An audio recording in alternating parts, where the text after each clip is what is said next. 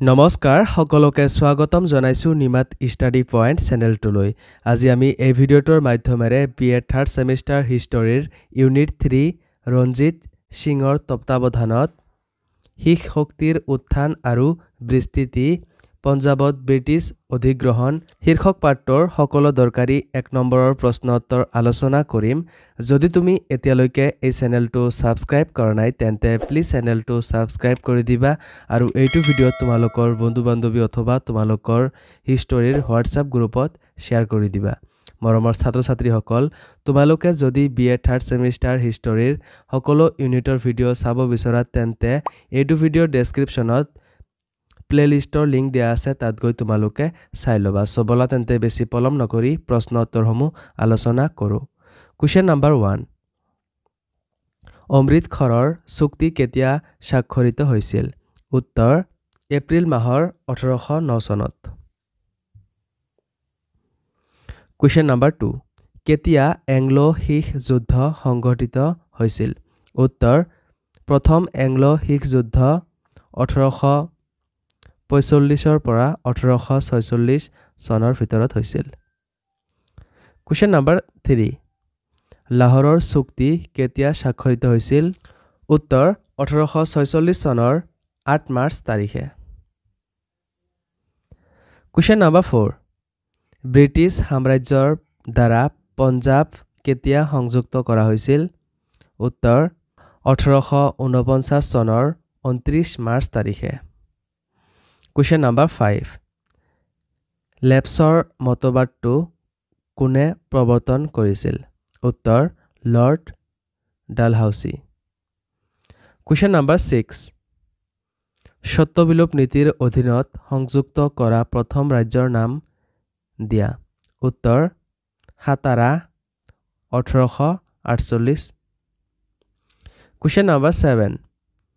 Auckland কেতিয়া ভাৰতৰ governor general হৈছিল উত্তৰ 1836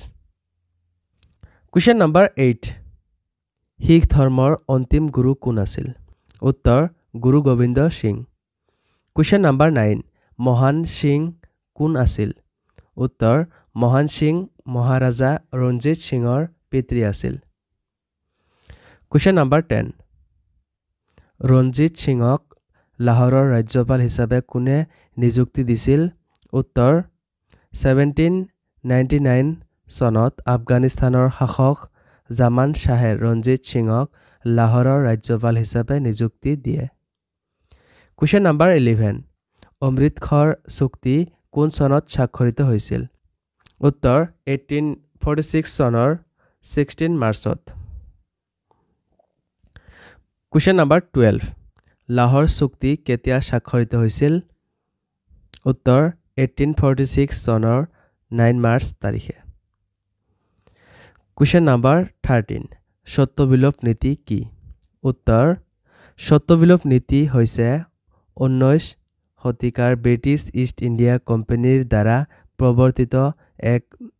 বিতৰ্কিত নীতি যাৰ দ্বাৰা ভাৰতৰ দেশীয় ৰাজ্যসমূহ অধিগ্ৰহণ কৰা হৈছিল লৰ্ড ডালহাউচি জিয়ে 1848 চনৰ পৰা 1856 চনলৈ ভাৰতৰ গভৰ্ণৰ জেনেৰেল হিচাপে কৰ্তব্য পালন কৰিছিল এই নীতিৰ প্ৰবক্তা আছিল এই নীতিৰ অধীনত যদি কোনো দেশীয় শাসকৰ পুত্ৰ সন্তানেৰে মৃত্যু হয় আৰু কোনো দত্তক পুত্ৰ ৰাজ্যৰ অধিকাৰ হিচাপে স্থাপন নকৰা হয় তেন্তে সেই ৰাজ্য ব্ৰিটিছসকলে অধিগ্ৰহণ কৰিব পাৰে কোৱেশ্চন নম্বৰ 14 সত্যবিলোপ নীতিৰ দ্ৰষ্টা কোন উত্তৰ সত্যবিলোপ নীতিৰ দ্ৰষ্টা আছিল লৰ্ড ডালহাউচি 1848 চনৰ পৰা 1856 চনলৈ ভাৰতৰ গভৰ্ণৰ জেনেৰেল হিচাপে কাৰ্যনিৰ্বাহ কৰি থকাৰ সময়ত তেওঁ এই নীতি প্ৰৱৰ্তন কৰি কেইবাটাও দেশীয় শাসকৰ ৰাজ্য ব্ৰিটিছ ইষ্ট ইণ্ডিয়া কোম্পানীৰ অধীনত লৈছিল কোৱেশ্চন নম্বৰ 15 ইয়াণ্ডাবু সন্ধি কেতিয়া স্বাক্ষৰিত হৈছিল উত্তৰ 1826 চনৰ 24 ফেব্ৰুৱাৰী তাৰিখে ইয়াণ্ডাবু সন্ধি স্বাক্ষৰিত হৈছিল সো মৰমৰ ছাত্ৰ ছাত্ৰীসকল আজিলৈ এইখিনিয়ে আশা কৰো এই ভিডিঅটো তোমালোকক সহায় কৰিছে যদি ভিডিঅটো ভাল লাগিছে তেন্তে এইটো ভিডিঅ তোমালোকৰ বন্ধু বান্ধৱী অথবা তোমালোকৰ হিষ্টৰীৰ হোৱাটছআপ গ্ৰুপত শ্বেয়াৰ কৰি দিবা চেনেলটো যদি এতিয়ালৈকে সাবস্ক্ৰাইব কৰা নাই তেন্তে প্লিজ চেনেলটো সাবস্ক্ৰাইব কৰি দিবা আৰু তোমালোকে যদি বিএ থাৰ্ড সেম হিষ্টৰীৰ সকলো ইউনিটৰ ভিডিঅ চাব বিচৰা তেন্তে এইটো ভিডিঅ ডেসক্ৰিপচনত প্লেলিষ্টৰ লিংক দিয়া আছে তাত গৈ তোমালোকে চাই লবা ধন্যবাদ